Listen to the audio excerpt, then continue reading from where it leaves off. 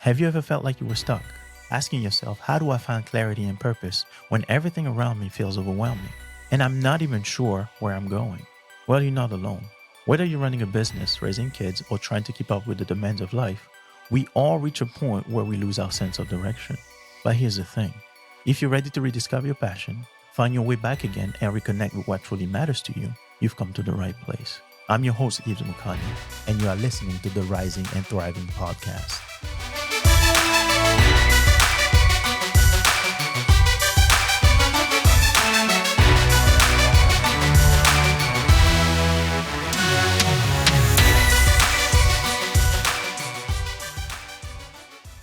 Hi, everyone. Welcome back. Welcome back. Welcome back. Welcome back to your go-to space for self-discovery, mindset shifts, and practical strategies to help you live a more purpose-driven life. Today's episode is all about discovering that spark inside of you, the thing that gets you up in the morning, keeps you pushing through challenges, and make life feel more meaningful.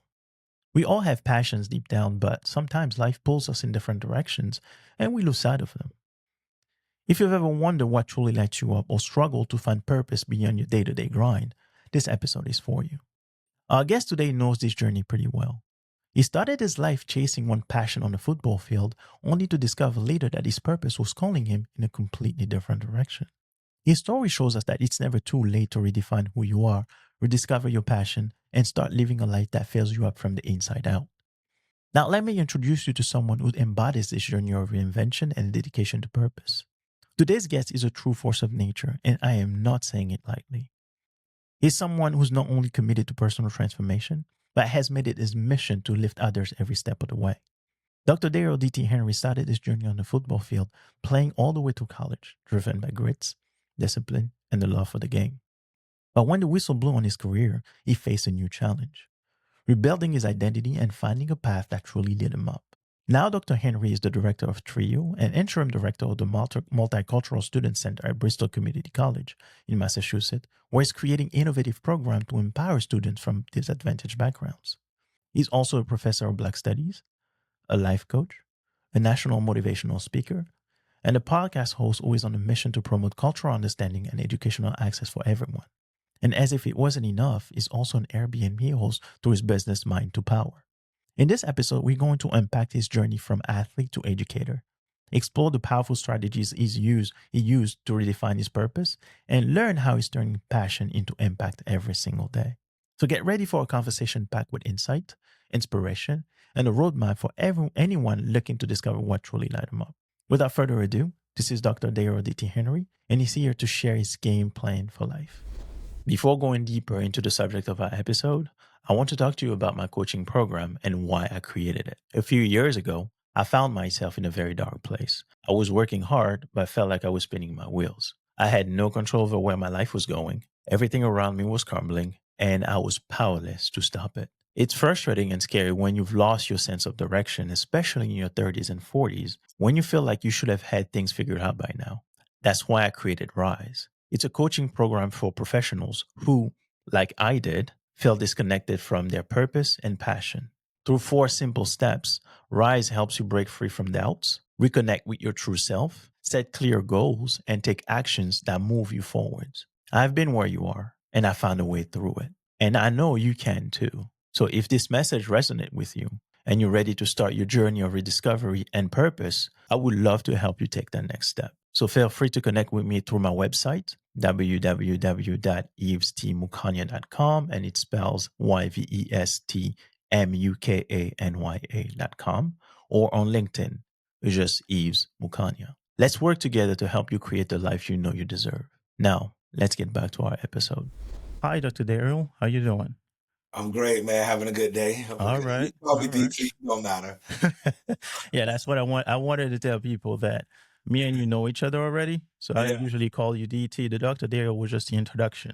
What I wanted to do is just go straight to it. I know that you were passionate about football. Okay. And at some point you were a football player yourself. Mhm. But now what you're doing is miles away from being a football player. Mhm. So the first thing I wanted to ask you was, what drew you to football as a young person? I mean, I'm from Florida, man. Mhm, Everybody in Florida plays football at some point. American football. I want to be clear on that. mhm, Florida is just a hotbed for football players in general. Like, there's so many players in the NFL that are from Florida, legendary. So when you're in Florida, you just grow up watching the University of Miami Hurricanes or mm, Florida State. Back then, some of the great teams, and that's what all your friends do. So football was something that we played every day. Could be 2-on-2, 1-on-1. It didn't matter, man. You just went out there and played football. So, like I said, it was what everybody does. So after a while, I started playing when I was young and mhm. just kept into it. So Okay. So that's what what did it mean to drew you me as to a it. young person? Yeah. What did it mean to you as a young person? As a young person, it was just fun. It was Okay. just fun playing football. That's what your friends did. So you just played along with them. I didn't really see it as far as like a pathway for me anywhere, probably Mhm, until high school. But mm, in the young days, you're just playing for the fun of it, man. Like, it's just the love, mm. So that's what it was. That's what it meant to me, just having fun with my friends at first. Okay. So how did being on the field shape your early identity? Football teaches you a lot of things that's just transferable in life. Bouncing back from injury or like a setback, getting up when you get knocked down. And at Mhm, every play in football, you get knocked down. mhm, So a big part of it is, getting back up and then having some discipline, man. Like when you everybody has that time when they're playing where they want to get better. mm, What happens is you have to practice in the off season. Like, if you just playing football regular, you just gonna be a regular football player. Once you decide to do that first all year round training or that summer training, mhm. that's when you start developing that discipline, because when you make a player in practice, you want your coaches to notice you. Yeah. So that identity of being out front, being a leader, wanting to be seen, having confidence, that all started being built from being on the field. Oh, wow. Okay. Yeah. So can you share any moment that defined your time as a player? Yeah, a couple of them. Let's say a couple of them. Let's go with some positive ones. Because I got hurt early in my career. I had some injuries Okay. that I bounced back from. I would say probably my sophomore year in high school. Mhm. I had a couple of moments where I was playing junior varsity football, and I was one of the stars on the team, and I had some games where I had 2 or 3 touchdowns in a game. I was Mhm. playing 3 positions at the time, and then I had a bigger moment where I wrote a letter to a University of Miami football player. His name was Chris T. Jones, Okay. was my favorite player at the University of Miami. My team wasn't doing well at the time. And so I wrote him a letter, asking for some words of encouragement.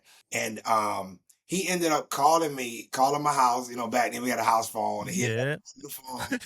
And had a house phone.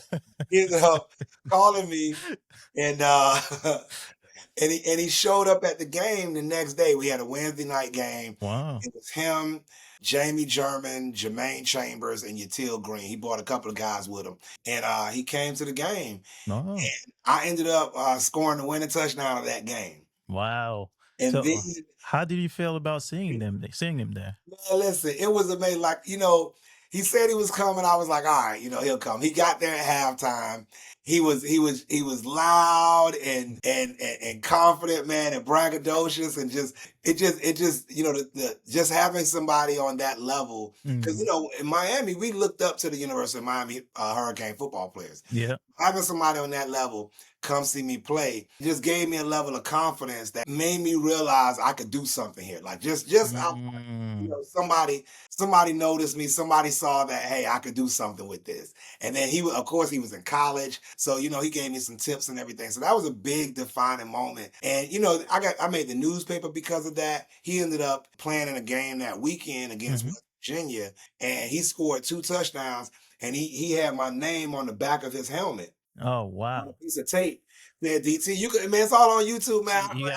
You got bragging rights now? Yeah, man, and the announcers announced it, man. Like, he scored a touchdown, and the television announcers told the story about him having my name on his helmet. And they told us, this JV player, he scored the winning touchdown. And Christy Jones and I kept in touch for a while after that. Man. Mm-hmm. That was a big Oh, moment. wow. And made me take football and going to college a lot more serious than I had taken it. Okay, so that experience did that. Mhm.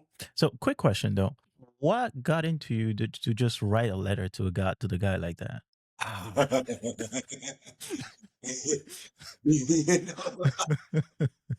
You know, I'm a pretty bold guy. Uh-huh.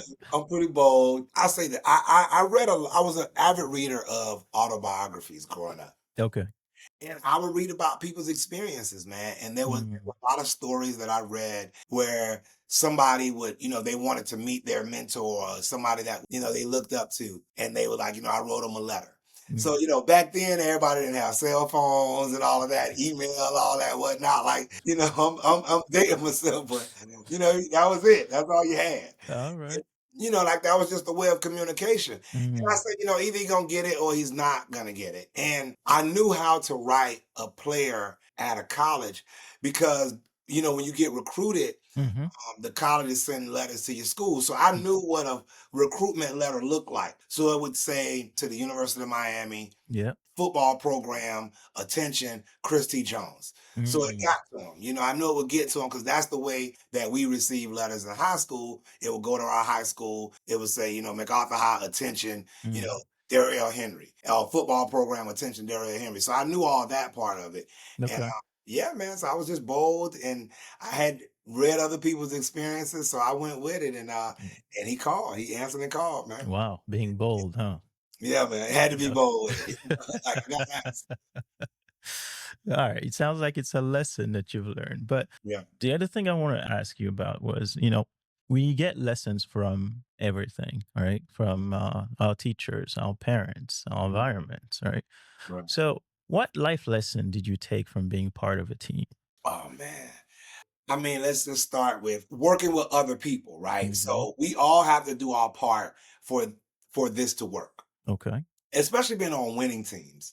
Mm. When you're on some winning teams, you realize everybody matters. Um, Mm. from the kicker to quarterback, defense, the backup players, the scout team players matter. You all have to do a part to sharpen each other every chance you get so that you're better when you play against an opponent, right? Okay. So Okay. there's a certain level of encouragement, motivation, practice that I'm going to do with my teammate so that we're Mhm. both ready to face our opponent, right? Then you have the brotherhood and the camaraderie of teammates and Mm. all really understanding each other and what's going on in each other's lives. So not only are you an individual, you're a part of that team. Mhm. And if your buddy is down that day, mentally or spiritually, you got to lift them up. Oh, And yep. sometimes, you gotta, take a little bit of your energy and pass it on to somebody else. And then sometimes Okay. you gotta have them, receive some energy from one of your teammates. And then knowing to play your part. Sometimes you're not the star of the play. The ball isn't coming to you. It's time for you to block. Mm. Sometimes you're the decoy. Sometimes, you gotta take a break and let your backup get in for a couple plays. It's a split between being selfish and unselfish. A Um, split between being selfish and yeah. unselfish. Yeah. Okay. So the selfish piece, you got to work on you. You got to make sure you're in the gym, you're Mhm. studying the plays, you're disciplined, you're focused, you're not letting anything get in your way. But Mhm. also you're unselfish knowing that my friend just caught the ball, I got to go block. Okay. I don't have to score this touchdown. I need to make sure he scores this touchdown. Mm. Or if you're on defense and you see a blocker and a runner, you might have to take on the block so that your linebacker can make the tackle on the runner. You'll sacrifice your pride or whatever, Yep. that tackle so that your teammate can make the tackle because that's the play design. That's a And play. so you're not always the star. And then leadership. Mhm. Being a leader is not always being out front. Sometimes Mm. being a leader is you're going to be in the back. Sometimes being a Mhm. leader is knowing when to tell your linebacker to blitz and Mm. you're going to cover their zone. Knowing when to cover the second best player because your nickelback can cover the best player in the slot. All kind of football stuff. It's even though you're the captain of the team, the captain Okay. of the defense, knowing when to audible to play. That leadership development was critical, later on in my life. But a lot of that came from football. Okay. Yeah, So a lot of it came from that. okay. So can you talk about some of the lessons that you learned that had a serious impact from you beyond the game? Yeah, like I say, discipline. Discipline. I remember I think it was from my junior year to my senior year, Mm-hmm. I gained about 20, 25 pounds and about 20 pounds. I put on some muscle. I remember one of my coaches noticed it. Mm-hmm. He really did. He really noticed. It might have been my sophomore or my junior year, but he really noticed it. And I remember he kept saying it like, man, you put on some weight, you put on some weight.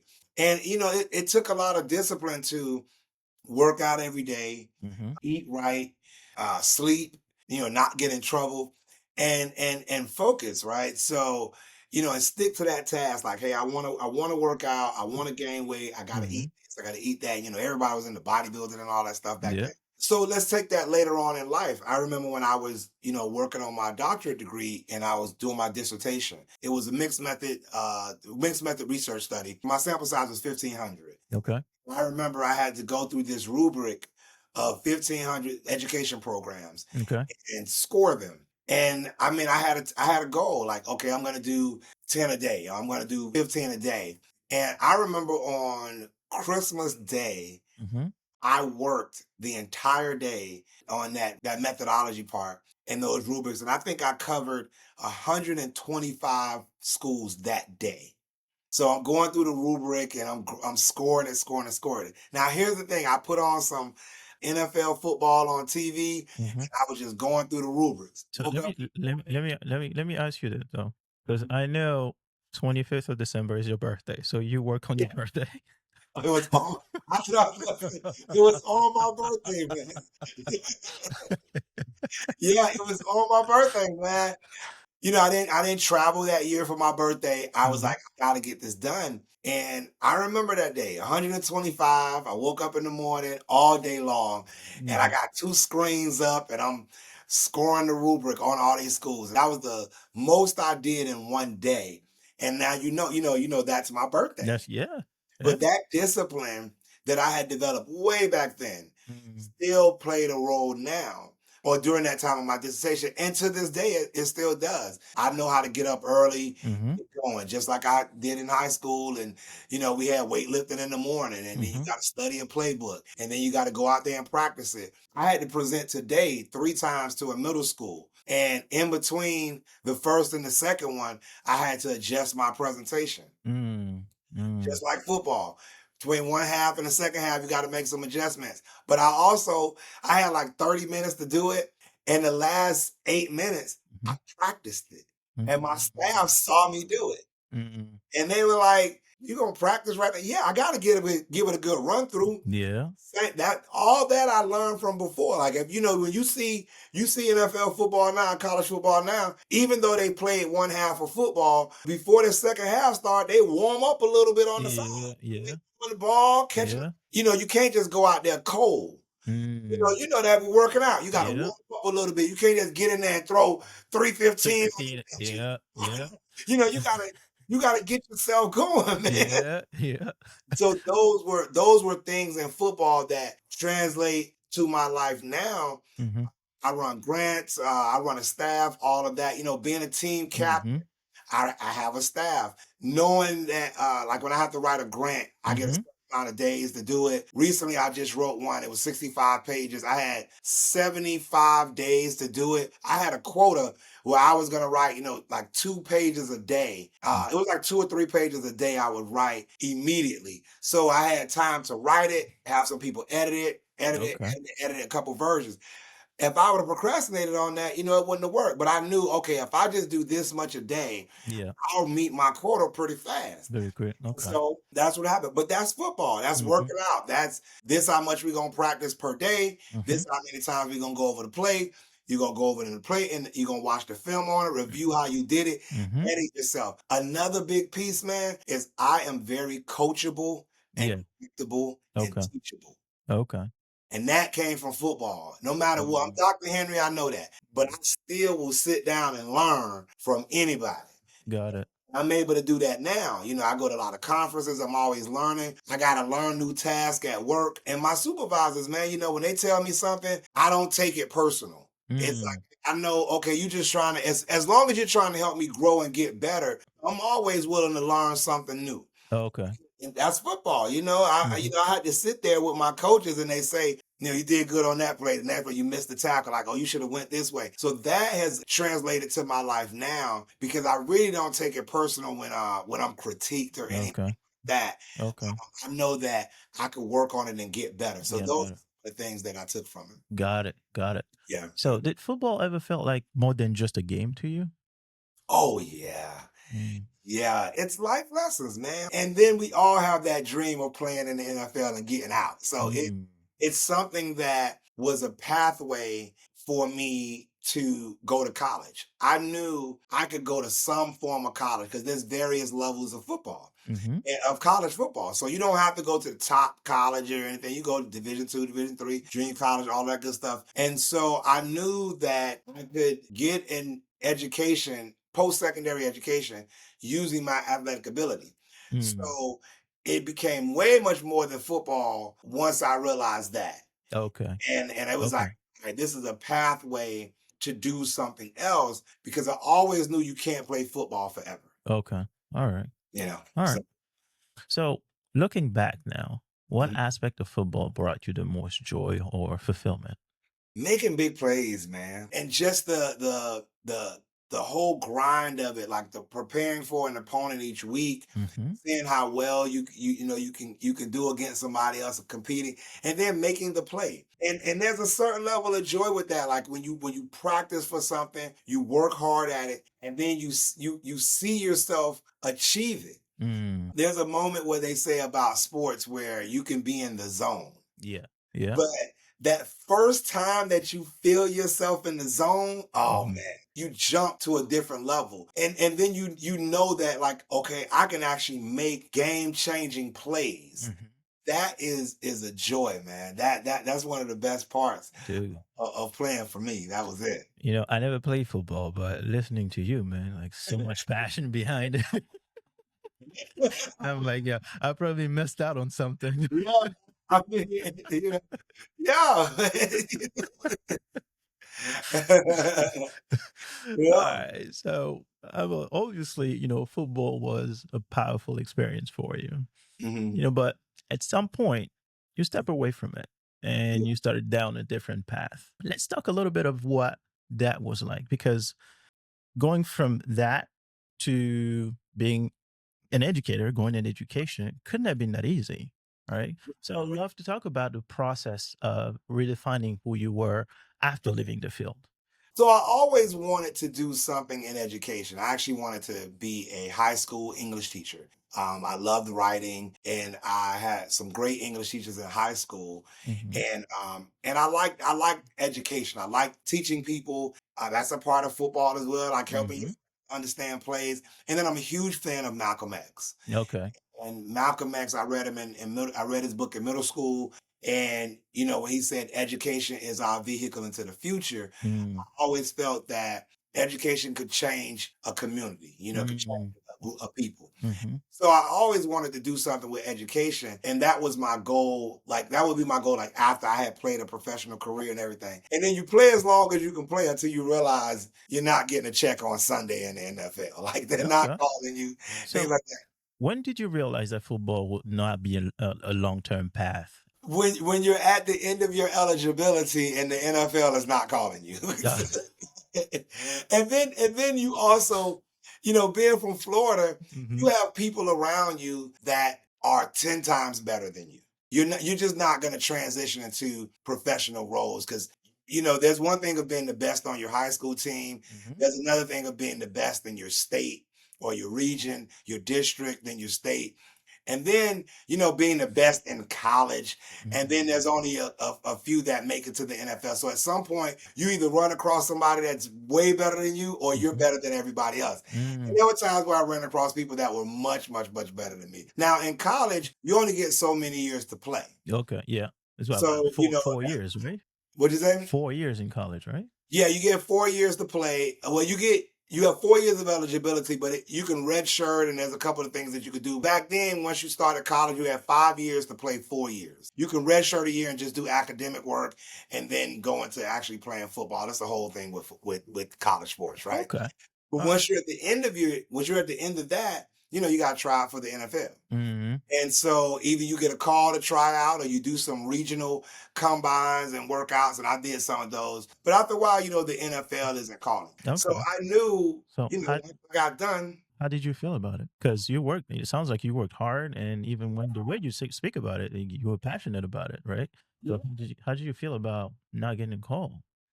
I want, for me personally, I didn't feel too bad because, like I said, I read enough books to know that it can happen or it couldn't. The other Mm, thing is, I had injuries when I was in middle school. I had two injuries, so I knew my chances were getting slimmer and slimmer because of some of the injuries that I had. mm, But also, I always had a second career in mind. I always felt like, hey, I'm going to be mm, an educator at some point. That second career came faster than I expected it to. But I didn't mm, feel bad because by that time I had known so many people that didn't make it. It was like, hey, everybody's not going to make it. And then mhm. even if you do make it, how long of a career will you really have?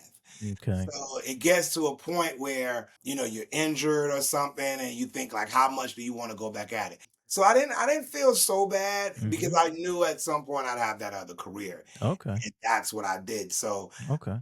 like I said, I knew I wanted to do education. I Mhm. wanted to do high school, but Mhm. then I met my mentor in college, and that's what changed my journey Your from journey. high school to higher So education. higher education. Okay. Can you tell us a little bit about the fears and doubt that you had when you started really considering education? It wasn't so much of fear and doubts that I had. It was more of what path I was gonna take, like what level was I Mm, gonna go to now. And I also knew superstars in education. Like I said, I met my mentor at University of Central Florida. mhm, He played college football as well, and then he was a sociologist.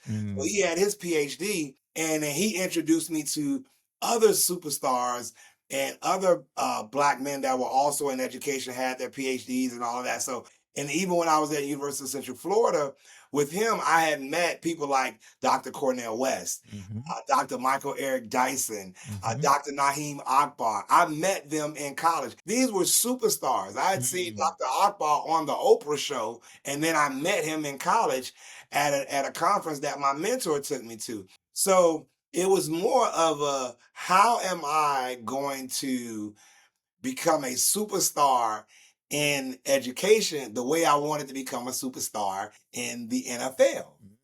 mm. So Okay. that was the transition. So it was a little more exciting, Mhm, but I had to learn the path. I didn't doubt it or I didn't fear it. It was just it was a pathway that I now had to learn. It was something a little new mm. because I was switching from high schools to wanting to do something in higher education, Higher. and that was Okay. a longer pathway. Got it. So I just knew it would be a longer course. So that's what it was. So it really I had to settle myself to be more patient. Mhm. Anyway, yeah, Okay. yeah, that was it. All right. For a lot of people, when you do something over and over, especially earlier time, your identity get attached to what you do, Mhm. right? So, how did you handle the loss of identity that came from stepping away from the sport? Like, did you feel like a loss or more like a transformation? Definitely a transformation, right? Hmm. And this is what it is. I know exactly what you mean. People identify you as DT, the football player, Hmm. or the Yeah. football player DT. Yes. They it was always some. I talk to students now. And I was like, I'm a former football player. I still have that bit of identity with me. I still have it a little bit, Hmm. right? But what I was able to do is learn how to, like, I wanted to become, DT the scholar, DT the doctor of education, DT the specialist over here. Hmm. The good thing is that I knew it would take some time. Mm. So knowing that it would take some time, I was like, okay, how do I navigate this path? Hmm. And like I said, I learned that. Like even the examples that I'm using now, I remember reading books about. I remember I read a book called "The Dark Side of the Game" by Tim Green. Okay. He had a chapter in there saying why football players can't walk away from the game. So reading things like that at an early age, mentally, I was more prepared to transform my identity. The other thing is I Mhm. kept my name. I was, DT Henry on the field. I still kept my name as Dr. Dariel DT Henry. I knew later on I would keep my name and it would still go with me, but just be Mhm. a part of something different. So it was really learning the pathway and how to build my name Mhm. and build that identity with build that new identity with my same name. The same name. Okay. And that, those are you see me now, I speak, I Mhm. write, I podcast, I do all those things, but I still kept that name with it. Okay. And I Alright. do it from there. So, what were some of the challenges that you went through during that transformation? Figuring out the right path to take. Mm. Like I didn't go into my master's degree right out of that my undergrad. I worked a couple of years and I figured out the path I really wanted to take. I think if I would have done it immediately, it would have been a little different for me. Mhm. I might have been a little bit more confused, but I was able to like have some work life experience, Okay. then and really figure out that path. Mm. So it wasn't. I'm not gonna say it wasn't the challenges so much. It was more of, um, like I say, learning the path that I was going to take to do it, Okay. and and so I sort of did it that way. Okay. Mhm. Alright. So, if there were one moment where you felt like you were truly letting go of your identity as a football player right Mhm. now, can you describe that experience for us? There was one moment when I really felt like I was letting it go. Mhm. I used to have a bunch of I used to be heavily pierced, so I had like a bunch of earrings, tongue rings, Okay. stuff, man. And so it was all a part of my image with football. And so I I think when I I have a hard time seeing this. took I do. No, no, no. I was a football player that was a Dennis Rodman fan, Dennis Oh, Rodman, Deion Sanders fan. yeah. So I think when I took off all of that, that was the moment. And it was a big moment of transitioning. And what happened is I had to start doing things that were more academic and more down that path. Mm. So before, let's say, I was a part of football and weightlifting club and all of that, and I was in some student clubs in high school, but then I started getting into different clubs. So that was a big moment as well. Is like just that transition to changing my life to start doing more academic things. Mm. Before I was going to a regional combine to try out Mhm. to see how I stacked up against everybody. But then I remember when I went to the second Million Man March in DC. I went to that with my mentor, and that was an academic activity that I went to. Mhm. That was a little more different than what I was used to going to, which was more athletic activities. Got it. Yeah. Got it. Oh, it sounds like a somehow intense journey of letting go and rebuilding, right? Yeah, yeah, yeah. Yeah. Okay. Yeah. So when it came to finding your new path, Mhm. what helped you reconnect with your sense of purpose? I had the opportunity to be the academic tutor for a football team Mhm. at a college. And when I started working with those students, I knew I wanted to be in education, but Mhm. that began my purpose of like what populations I was going to work with. So Okay. at once when I started working with football players, the head coach wanted me to be a coach, and I was like, I'm not coaching. I'm not being on the football field. Why not? I struggle if I'm not playing in the game. I Mm. I, I struggle with what the outcome gonna be. That's why I don't gamble, man. I'm not playing the game. And then if I'm in the game, I can't bet on myself, but I always want to bet on myself. Yeah, yeah. It's like if I'm not in the game, I don't want to be a part of it. And then I was at a college up north, Mm. and I told the coach, like, look, when you get to November, you're gonna lose a coach because I don't do cold weather, bro. I'm not Mm. outside in the cold. It's not happening. So let me do something else with the team. But what happened, man, is I was as a football player, I was good in the sport, but I was also really, really good academically. Okay. And so when I got a chance to be the academic tutor for the football team, I wasn't just tutoring them in a subject. I was actually showing them how to transfer skills that they had from football, Mhm. how to transfer those for classroom success. Mm. Mm. And it's funny, I can still give that presentation to this day. Mm. Mm.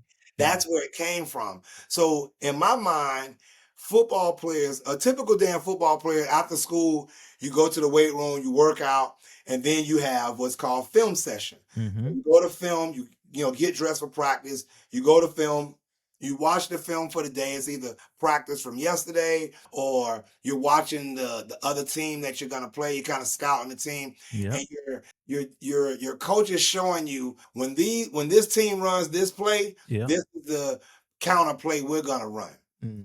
And so all week you go through those plays. Mm. So you watch that film, you learn what you're gonna do, and then you go out there and practice it. Okay.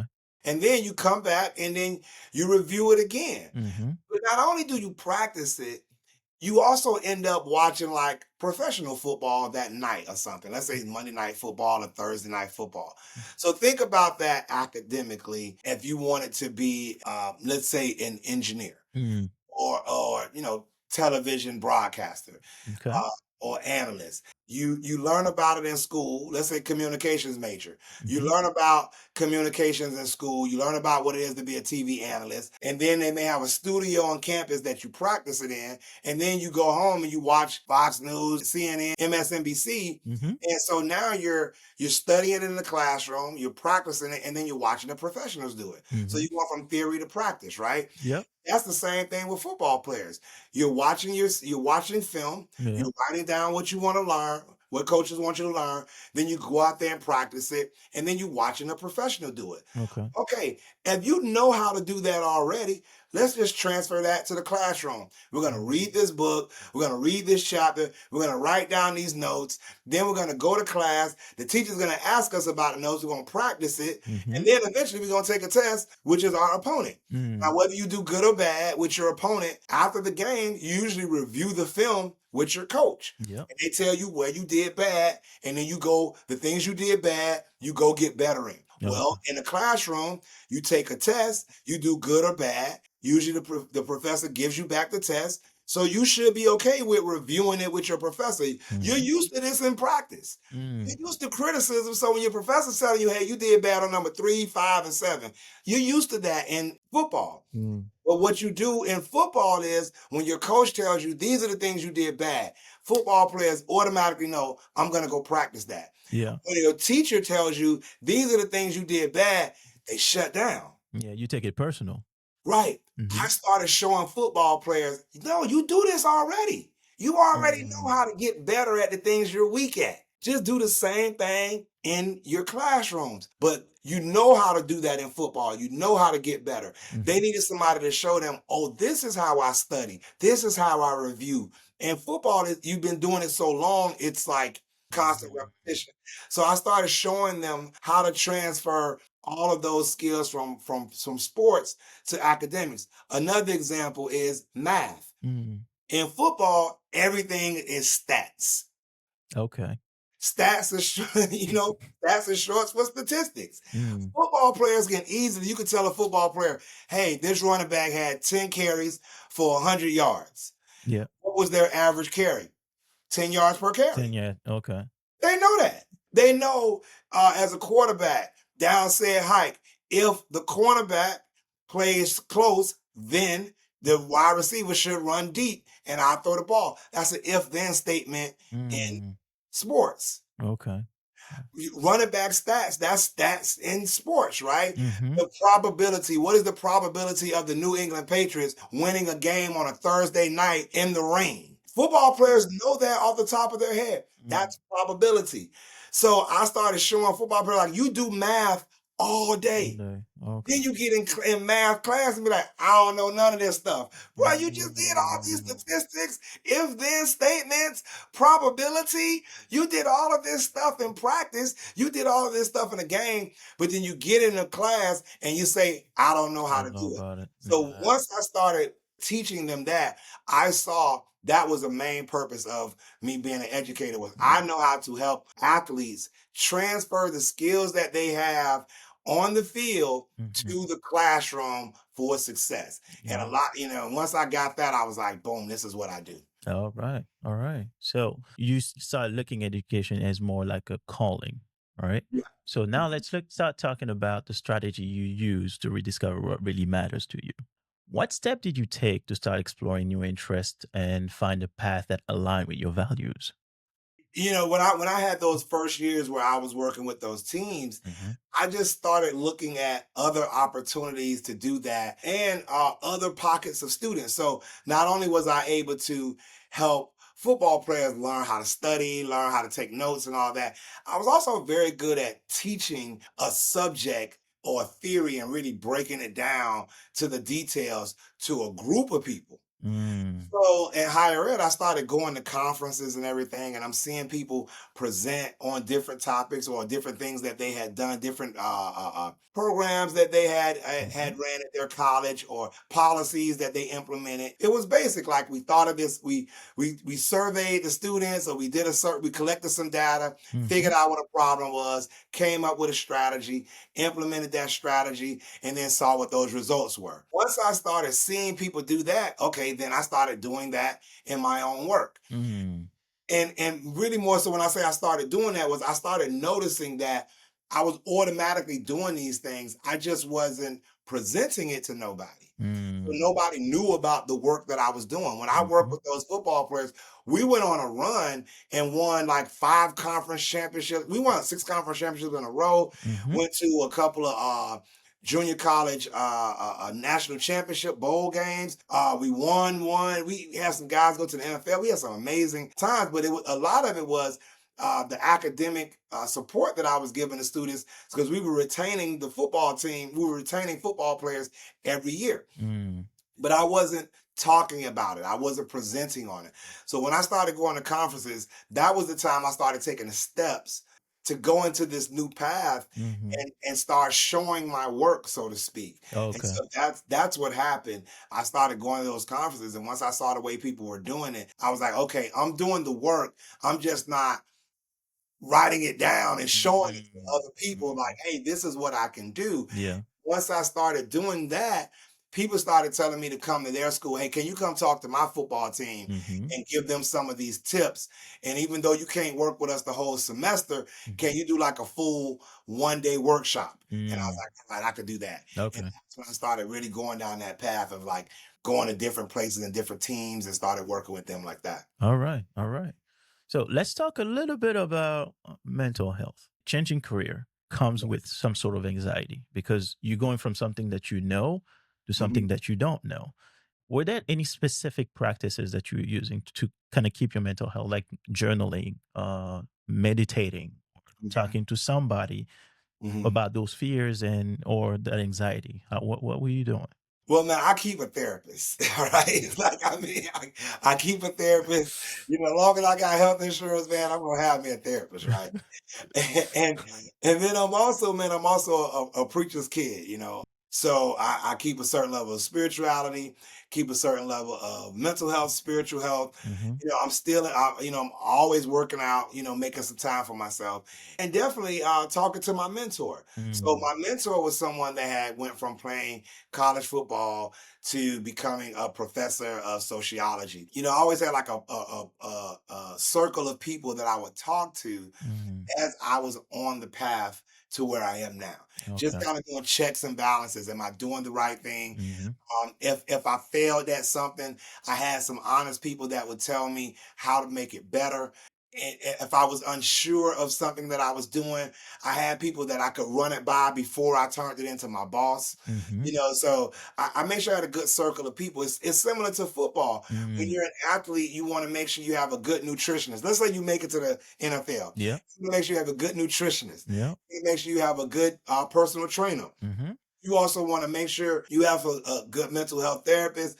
You want to make sure you have somebody that's helping you stretch, a good doctor. You want to have a couple of people around you, Hmm. a marketing manager, a media specialist, a stylist. So I made sure I had those types of people in my circle Mm, that would help me with this. When I applied for my doctorate degree, my first year that I applied to 10 schools. Yep.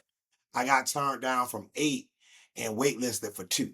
I remember when all that happened, I called my dad Mm-hmm. and told him, I was like, I didn't get in this, I didn't get in that. And he was like, well, son, sometimes God will close a good door so that you are forced to walk through a great door.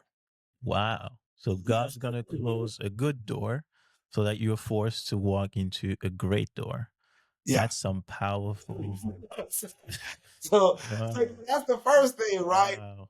And then, that's coming from my dad. So that's one person that was always in my ear, like, hey, it's always another way. Mm. You ain't dead yet. So, you got tomorrow. And then I had people that I could trust that helped me just get better. And Mm. that there were things, like I said, if there were things I was worried about, I talked to my mental health therapist. Mhm. I also, stayed in prayer, stayed in a good church. I was a drummer at a church for about 10 years, Mhm. work out physically, Yep. make sure I'm still eating well and this and that. And then I'm still a lover of autobiographies. So I'm constantly reading autobiographies because I love to hear people's path to success Got and it. obstacles they jump through so that I have a bit of an idea of what I can do when I get into a situation like that. It's called heuristic availability. Okay. You remember a solution you used before for a problem that you have. Now you have all these Mm. solutions in your mind. You say So heuristic ability?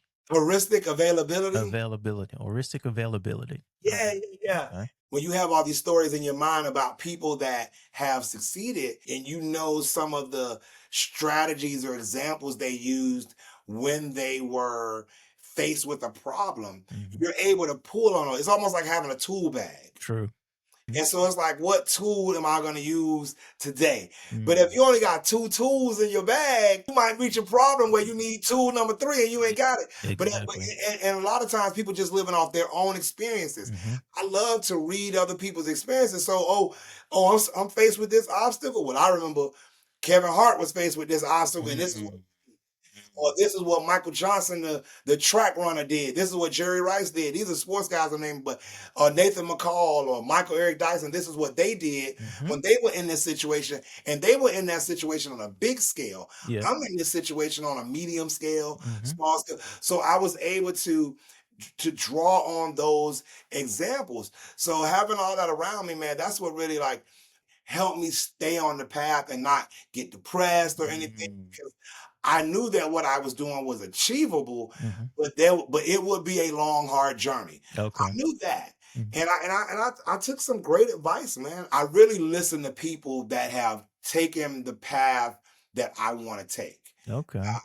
And O I'm willing to learn from people, man. So I took steps to make sure I talked to everybody that had a doctorate degree. I would ask them, like, how'd you get it? What'd Mhm. you do? What'd you do your dissertation on? How was the struggle and this and that? So I had examples of things that I could do when Mhm. I was faced with stuff. All right. So would you say was the most influential person that you talked to that helped you clarify what you really wanted? The most influential person? Oh, I Mhm. don't know if there's one. Like I said, I got a village. I would say my let's say this, my grandfather, he Mm. passed away last year. My grandfather had a double master's and went to Yeah. Morehouse College, I'm sorry, in Atlanta. And he was in Atlanta, back and I mean Atlanta's academic is thriving all day. Mhm. But he was there during a time where, it was such a major thing to be in Atlanta, which it still is, but just during his time, it was a little bit different. And my grandfather was such a huge component of education Mm.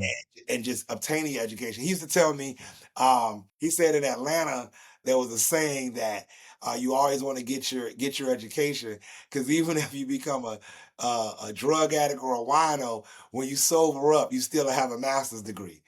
So,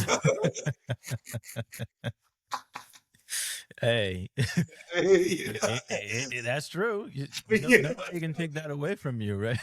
can't- so he was very influential and he knew so many scholars. Mm. So he constantly reminded me of great scholars and people that were doing amazing things. Mhm. And I remember one time when I was early in my college career, he had drove me around. I was in Baltimore with him. He drove me around to meet some of his friends. Everybody I met was making $250,000 or more. Mm. So he always gave me that level of motivation and inspiration. He always, Mm. I would be reading a book and I'd be like, I'm reading this new book. He'd be like, oh, I read that, 10 years ago. Oh, So wow. which was great because once I finished the book, I was always able to talk to him about it. Mm.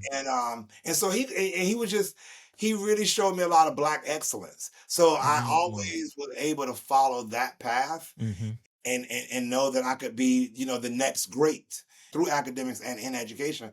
And so I would say my grandfather was probably a major, The major influence major. Okay. in that. Yeah. Alright, good. Wow. Family plays an important part in your life, and I think that's also my experience. My parents played a big part into helping me figure out what I wanna do. So Mhm. so for you though, was there a particular moment when you felt like, "I finally found what I wanted to do. I finally found what lights me up," Was there a particular moment when you felt something like that? Yeah, it was during my doctoral program. So I went to Mm. Johnson and Wales University, and I would say probably my second maybe my first year Mhm. it was after my first year, Mm. and my dad passed away. And I remember before he passed away, I was talking to him in hospital, and he said, "Stop holding back and, Mm. and stop holding back on what you can do." And I took that to heart. I knew what he meant. I knew what he meant by it. There was a part of me, I was super popular in high school, Mhm. homecoming king, all that stuff. Although I matured, but I also had sort of like backed up out of the spotlight a little bit. And Mm. I had done that because I felt like I wasn't the level I needed to be at to, speak everywhere and all the things you see me do now. Yeah. Also, Dr. Naheem Akbar helped me with that. So there Mhm. was a time where I was talking to him as an undergrad. He was speaking at a conference, and I told him, "Hey, I want to do that." I was a student speaker at the time. I was like, "I want to do this. I want to do that. I want to speak all over the country like you do." And he said to me, he said, "You don't want to speak your opinion so much right now and end up in a debate with someone that has much more training than you. Okay. What I want you to do is I want you to use your path to the doctorate as training." Okay. And so when he said that, I was able to sort of step back with my opinion Mhm. and make sure I had learned the rules and learned all the theories Mm. and really dug into the fundamentals of becoming a public speaker and public intellectual and all of that. And so by the time I got to that year after my father passed away, when he said stop holding back, he Mhm. knew for like 10, 12 years I didn't speak anywhere. Like Mm. I was a real student speaker. Like, at my college, I was keynoting at some of the student conferences, Yeah. and I stopped for years. Really? But then I was in my doctorate program, and then my dad said what he said. Mm. And after that, I remember I met with my classmate at the time and colleague and friend now, Dr. Ed Cabela, and said I want to do some speaking, No. and Okay. he was doing speaking. And I remember the first presentation I did was to a football team. Mhm. And that presentation, this is years after I've done the academic tutoring and everything. Mhm. That presentation was using football skills for classroom success. It's called Mm. the opportunity at hand, colon, using your football skills for classroom success.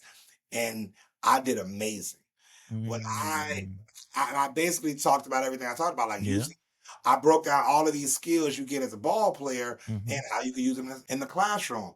And when I say I did amazing, man, standing ovation, coaches were crying, and they were Wow. like, nobody had ever talked to football players that way and Okay. really, told them that how smart they were and how, people don't know, like football players know all these plays and Mhm. they learn all these different signals and all these calls and all these audibles and all of this stuff. Yeah. Yeah. And it's a whole nother language, man. Like, Mm. I always use the example of if I called the defensive play like 34 back zap, Wool Thunder cover four. Most people wouldn't know what I'm talking about unless I you. have no idea what you just said. But a lot of football players will know what I'm talking about, right? If Okay. I see a Will Blitz or a Sam Blitz or cover one, I want the strong safety to rob anything across coming across the center. I want the corners to cover the zone. Cover two, cover one, cover three, all these things that they know. So I knew that I had a message that was a little different from Mm, everyone else. And that was a huge moment that I sort of knew like, okay, this is something that I could really do. I could make this topic a big one. And I still do that presentation today mhm. to freshmen on the college football teams. I get called a lot to do that. Yeah. Oh, okay. So it gave you exposure. Yeah, it was like a platform for me. It was like if your football team is struggling academically, you need to bring this guy in Mm, to talk to them and shift their never minds. mind. And Okay. so, that's because all of those coaches, they were all from different places. They Yeah. all, and as they went to coach other teams, they started bringing me in to sort of do this speech and then do the workshop. And Mm. that's how things really started booming for me. All right. All Mhm. right. So I'm gonna take a little different. It's still the same thing, but more on your values. So, how did focusing on your core values help shape your direction or keep you motivated? Staying true to myself, man. I don't try to do what such and such is doing and what Johnny's doing or what, Marissa's doing. I don't try to do Mm, any of that. I stay true to who I am. I'll expand into new areas here and there, but I know what I know. I know what I'm passionate about. I know what I'm an expert in. I know things that I know when it's time to listen. mhm, So I'm able to stay true to myself, and that's what I think. That's why I'm really successful in what I do because I don't try to go into too many areas that are you know too far from me that's just for a check or something like mm, that. If mm. it's not something I do, and I know my audience, you Okay. know, I know that, and so that's been a big help for me. Like All that's a right. stay knowing my core values and all that really helps me stay true to myself. Yeah, Nice. yeah, Nice. yeah. Wow. Man. And the other part of that you were talking about motivation. I'm motivated when I see the results and I see the response, I know sometimes when I'm doing something or I'm speaking or Mhm. I can see when the student gets it or when the person that I'm Mm, working with, I can see when that learning moment happens or that aha moment and mm, oh, I get what you're saying. So that's motivating for me because you when you put out your work, there's outcomes that you have expected outcomes or learning yeah. outcomes. So when you see those things play out the way that you planned it, it's a constant motivation to keep doing the work that you're doing. So you feel like you're making an impact. Oh yeah, All yeah. right. I know it for a fact, man. I get people talk to me all the time. Former players that call me Mhm. or talk to me online and say, "Man, you the one taught me this. You the one taught me that." So I know that I'm making that impact in the right way. Oh, nice, nice, Mhm. man. Wow, it's very inspiring to hear how you approach your journey, Mhm. with so much intention. Mhm. So now let's talk about where this path has led you and the impact that you have on other people. Mhm. Because now you are thriving in a role that lets you guide students through challenges of their own. Yeah. So I wanted to explore a little bit how you use your passion to uplift other people, right? Especially your students. So Mhm. how does your experience as a former athlete help someone discover their passion or shape how you see things? I believe you can always get better. So Mm, as an athlete, man, let's say like I've had some friends on my teams where let's say you're a sophomore in high school, you have a freshman on your team and they're 120 pounds, can't do can't do too much, and then you hmm. kind of take them under your wing. Yeah. Okay, I'm gonna show you how to do this. I'm gonna show you how to work out, show you how to do this. Somebody did that for me. Somebody showed me really how to work out. I had all kind of guys in my high school that invested in helping me. And that's just how it is. Like, Mm. you're a young guy, young to the bench press, and a senior comes over and like, let me show you how to do this better. Now if you're resistant to it, it's probably not Mm. gonna work. But if you're like, all right, show me what to do, it'll work. And so, in knowing that, I've seen people go from scrawny freshmen to 2 years later they're one of the all stars as a junior or something like. Mm. So knowing that you can get better, I have a hope for my students, and that energy comes across when I'm working with my students. Oh, And wow. I know that you can be flexible. You have to adapt a little bit. Mhm. You might have been a football player that thought, I'm a great linebacker. Mhm. And then, you don't gain too much weight, and coach is like, all right, I'm gonna put you at strong safety. And then you get in that position and you're thriving. Okay. So I know that sometimes you need to change position. You're on the same team, you playing the same sport, but you're in the wrong position. So Mm. I know how to talk to students and let's say, okay, let's figure out what your great skill, what you're good at, so Mhm. that you can become great at it. Oh, okay. Alright. Football, a lot of times we say that. Don't tell me what you can't do. Tell me what you can do, and I'll find a way to put that in the game plan. Wow. And then you want to put you learn to put an athlete in a place where they can be successful. A Mhm. lot of times now, and it's happened more now, there are basketball players, like high school or college basketball players, that have transitioned over into playing football, Mhm. because there's certain plays where if you're a basketball player, I'm just gonna throw the ball up and you're just gonna go catch it like you're boxing out for a rebound. You just Mhm. stand in the end zone and do it. So what's happened is coaches have figured out, let me take this thing that this person is good at, put them over here, and now they're great at You're it. great at And it. that also happens in the game. Mm. One year you're playing quarterback, and then we get a better quarterback, and now you go to wide receiver, and Mm. you're doing amazing over there. Or you might have to switch over to defense, and that's really your calling. So as I work with my students, you might be a majoring in one major that you're doing okay in, Mhm. but I see through conversation with you that you're really, really, really good over here. So Mm. let's move you over here and see how you do then. And then the student becomes great at that. So I come in with that mentality and that energy that you can pivot. You can, Mm. you can, make a slight move. Change is not always from A to B. Sometimes change is A to A apostrophe. Mm. A to A apostrophe. A apostrophe, yeah. Nice. Not always A to B. So I have that mentality with my students, and that's how I work with them. Like, hey, let's Okay. figure out what you can do. Alright. So, Mm. what are the big the most important advice that you can give any student that come to you that are struggling to find their purpose or lost on their path? One is keep living.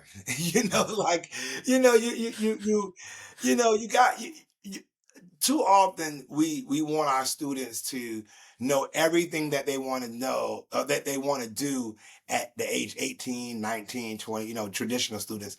And that's not always it. What you may want to do at 19 is not what you might want to do at 29. Mm. So I often tell students, like, keep living. You don't need to reach the ultimate goal that you want to reach early. Sometimes, your goal is going to take a longer time for you to actually get to that final goal. Now, Mm. in the middle of that, you're still working on it. Okay. You know, but you got to keep living and see it out. Like, some students, they want, I want this job right out of college, and it's like you might not get that job out of college, Mhm. but it's okay to get a rent job, and then you might have to volunteer somewhere or intern somewhere, and then eventually you work your way up and get that job. Mm. You don't graduate college and now you're the CEO of Is the it company. that's true. Start somewhere. And so, my advice to students is definitely keep living. Have some patience, Mm. and know um, that there's a future for you, and Mm. it takes time to get places. I always say this, man. Like, there's rare stories like Tom Brady. You got Mm. drafted rookie year wins a Super Bowl. That doesn't happen to everybody. Rookie, LeBron James didn't go to the championship his rookie year. Michael Jordan didn't go to the championship his rookie year. Mm, But you look at college students, they want the championship first year out of college. The mm, first year out of college, you're not probably not gonna win the Super Bowl. You probably not gonna win the World Series. mm, You got to work your way up to probably to become that superstar that you want to become. That you want to become or to hit that position. mhm. So have some patience in it and enjoy the ride. Like All right. there's still a journey to get to that goal, and this is a part of it. Okay. This is the first step in a long journey to get to where you are. You could be a business major and make straight A's. Mhm. You're not going to graduate as a business major and after your senior year, all of a sudden you're running a company. Mm. That's not going to happen. Now you have to work your way. It's a long journey to get to you running the company, but this is the first step. This is one of the first The steps. first step. Yeah, Okay. yeah. So tell me, how has your understanding of your own passion influenced your effectiveness as an educator or mentor? Knowing myself Mhm. and knowing that everybody's not me. And so I'm able to, although you hear my energy now, and I'm Mhm. very, very passionate about what I do. Yeah. Someone else could be passionate about what they do, but not always have the same energy around it. And so I'm not always trying to motivate somebody to have my level of energy. You got to Mm. find what you want to do for you and the energy you need to do that. And so understanding myself helps me understand that I'm me and everybody else is them. And to be effective, one of my jobs is to find out what works for them, Mhm. not try to use what I did to, what worked for me for them. It's Mm. it's really helping them figure it out on their own through some conversation, through some trial and error, and not take the path that I took because there's things that work for me may not work for them. Okay. But I wouldn't know that if I wasn't so true to myself. Mm. So, yeah, Okay. some people don't like to speak on a microphone in front of thousands of people. I love it. Not everybody likes to do that. They may want to be the organizer of a conference. Yeah. I try to help them find where they fit in and what they want to do in their own right. All right. All right. And if you remember, I was even scared to speak. All right. Work with you. I work with you. And I had to, Yeah. I work with you as a life coach, so I Exactly. slowly sort of took you through the steps and was like, hey, do your thing, Yeah. tell your story, and do it how you want to do it. But I give you a lot of different examples. Exactly. Yeah. So And I you use pick those example. Yeah. what you want to do that works for you. Nice. Nice. So, what's the most rewarding part of your work today, especially knowing the journey that you've taken to get here? Yeah. The most rewarding part is watching your students succeed, man. Mhm. Like that is the biggest reward. Like there's some big things like, graduation, commencement at the college level, graduation of high school. Mhm. Because I work with K through 12 and in colleges. I love the transfer of knowledge. So Mhm. watching my students take the theory and put it into practice. Okay. I you know, I teach a course now, Introduction to Black Studies, at a community college, and watching my students take the theories that we talk about in college, and talk about in the class, and Mhm. apply them to life and conversations and current events. We have an actual assignment where they have to take something from class Mhm. and apply it to a current event, and just watching them put it together is so rewarding. And then, like I say, there's the big things like graduation and all of that. Mhm. Watching, having my students contact me, they're graduating college and now they want to go into a master's program, and they call me back to write recommendations for them, and then I Yeah. see them graduate through that, that graduate program. And so those things are rewarding, man. Watching my students succeed and get better. All right. All right. Yeah. So, what do you hope your student take away from your own story? Well, first of all, I'm always about with my story just adding some swag and some coolness to being smart and educated. Okay. I I I want my students to shift away from that stereotype that was out there when I was younger in some ways and may still be out there, that it's corny to be super smart Mm-hmm. and have high grades and do well academically, man. So I've always wanted that part of my story to to be on the forefront so students can understand, like, yeah, you can still be cool and do all that and be smart and Mm-hmm. and make sense of life and Mm-hmm. know how to think your way out of a situation. Mm-hmm. And then knowing that you can pivot and you can take skills that you have from one area, transfer them to another Another area. area.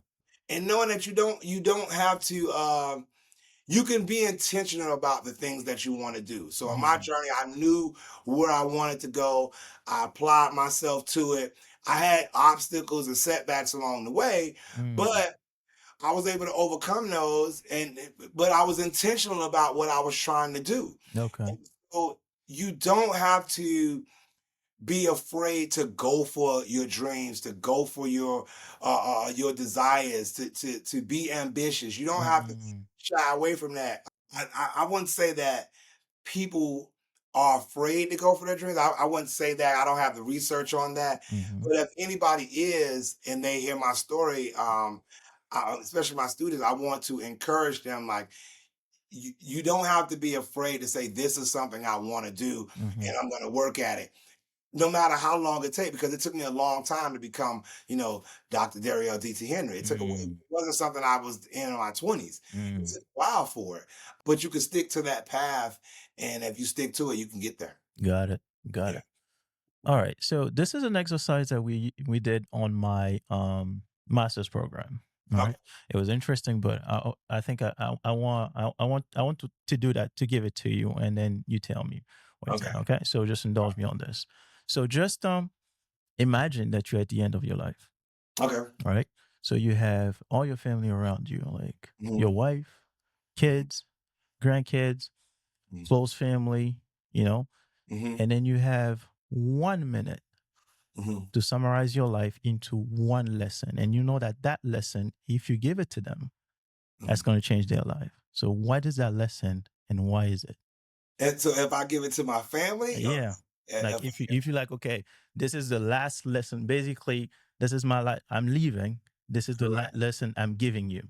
So if I that one lesson can change your life, right? And you have 1 minute to talk about it. that What? one lesson Yeah.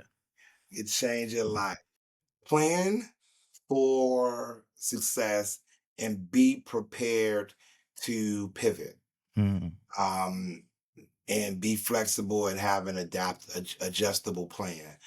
But I don't think you need to wing it. Okay. You can plan for it. You can do some research on it. It's like taking calculated risk. Mm-hmm.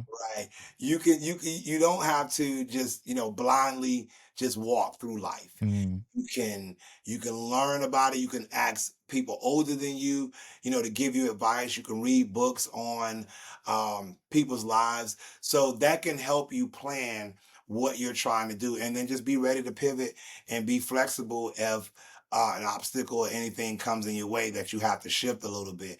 I always tell people, you can be on when you go out of town and you drive across country, you could drive across country and have that destination. You might have to take several detours, but you still are on your way to that destination. Mm. So as long as you get there in a Mm. reasonable amount of time that you wanted to, and you might not have taken the route that you started out with, Mm-hmm. but you still got there at the end. At the end. Wow. Perfect. Perfect, man. Thank you. So tell everybody where they can find you, man.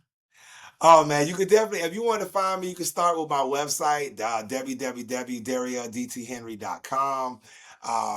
If you just Google me, Mm-hmm. you'll find my social media pages, my website will come up, some other work that I've done. But I would say start with my website. And I'm Dariel DT Henry, or Dr. Dariel DT Henry, all over social media, Instagram, Facebook, TikTok, X, formerly known as Twitter. Mm-hmm. I'm on all of those. I have my podcast. Like I say, start at my website and you get there. Everything. All right. All right. Hey guys, I hope you enjoyed today's episode as much as I did. I really want to know though, what did you learn? What stuck with you? I love hearing from all of you, whether you're a current listener, a past client, or someone just finding the show. And while you're at it, do me a favor. If you're listening from your favorite podcast app, hit that subscribe button, leave a 5-star review, and throw in a 5-star rating. It really helps us grow and reach more people like yourself. If you're watching us on YouTube, don't forget to subscribe and drop a comment below. Your support goes a long way. When you leave a review, you're helping us spread this message and change the world one person at a time. It makes a huge difference. So thank you so much for being here, for your support, and for helping us rise together. Until next time, my friends, keep rising and thriving.